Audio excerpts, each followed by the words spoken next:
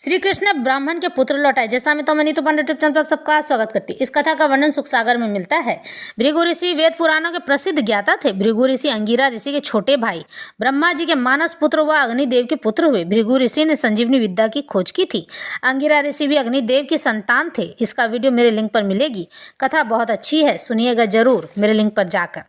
तो आज की कथा आरंभ करते हैं। श्री सुखदेव जी कहते हैं, परीक्षित, एक समय पर सरस्वती के तट पर सब ब्रह्म ऋषियों तथा देवर्षियों में इस विषय पर वाद विवाद होने लगा कि ब्रह्मा, शंकर तथा विष्णु, इन तीनों महादेवों में कौन सबसे बड़ा है। तब इस कार्य की परीक्षा के लिए सब ने ब्रह्मा जी के पुत्र भृगु जी को निश्चित किया। भृगु जी पहले ब्रह्मलोक में अपने पिता ब्रह्मा के निकट गए।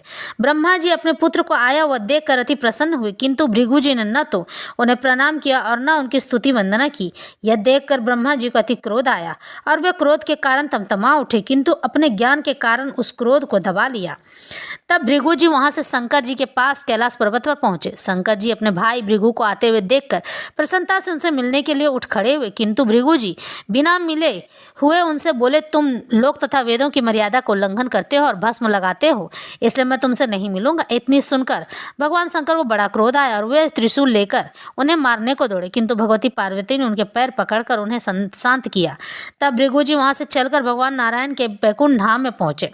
वहां पर भगवान नारायण लक्ष्मी की गोद में सिर रखकर शयन कर रहे थे। भृगु जी ने जाते ही भगवान नारायण की छाती में लात मारी। लात के लगते ही भगवान नारायण ने अति विनीत भाव से उठकर उनके चरण पकड़ लिए और बोले, हे ब्राह्मण, आपने बड़ी कृपा की है। आपने मुझे तथा मेरे इस वैकुंठ धाम को अपने चरण स्पर्श से पवित्र कर दिया। हे ब्रह्मदेव, आपके चरण में चोट तो नहीं आई है ना? आपके चरण कमल से भी अति कोमल हैं और मेरा यह वक्षस्थल वज्र की तरह अति कठोर है।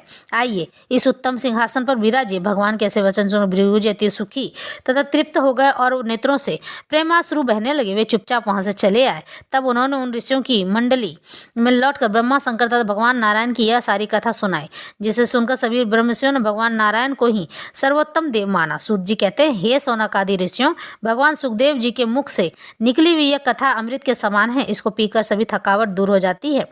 तभी एक नई कथा और आरंभ होती है। श्री सुखदेव जी कहते हैं, एक समय की बात है कि द्वारकापुरी में एक ब्राह्मणी के गर्भ से पुत्र उत्पन्न हुआ। वह जन्मते ही मर जाया करता था। तब वह ब्राह्मण अपने उस बालक को लेकर उग्रसेन की सभा में आया और अति दुख पाता हुआ इस प्रकार बोला, इसमें कोई संदेह नहीं है कि इस समय के राजा धूर्त ब्राह्मण द्रोही, विषयी, अकर्षमय हो गए हैं, जिसके कारण प्रजा कष्ट पा रही है और मेरा बालक जन्म लेते ही मृत्यु को प्राप्त हो गया। क्योंकि यथा राजा तथा प्रजा, ऐसे राजा को अपना राजा मानकर प्रजा अति दुर्खित हो जाती है। इसी भांति उस ब्राह्मण के 8 पुत्र हुए और वह 8 मरे हुए बालकों की